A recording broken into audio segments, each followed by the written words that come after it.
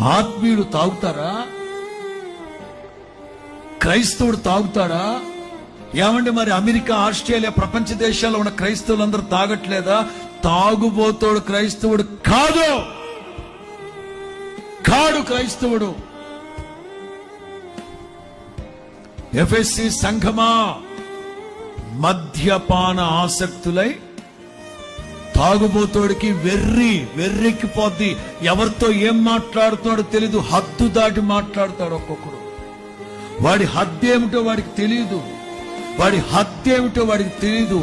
రక్త మాంసాలు పంచిన కూతురునేమంటాడో తెలియదు, కట్టుకున్న భార్యనేమంటాడో తెలియదు. పశుప్రాయుడు హద్దు మీరు మాట్లాడతాడు. ఒక్కొక్కడు ఉంటాడు తాగుబోతాడు. సేవకుడితో ఎంతవరకు ఉండాలో, ఎంతవరకు లిమిట్ లో ఉండాలో అది కూడా తెలియకుండా ఏది పడితే అది మాట్లాడుతూ ఉంటారు. వాడి హద్దేమిటో వాడికి తెలియక, వాడి హద్దేమిటో వాడి తాగుబోతాడు. విచక్షణ జ్ఞానాన్ని కోల్పోతాడు కదా.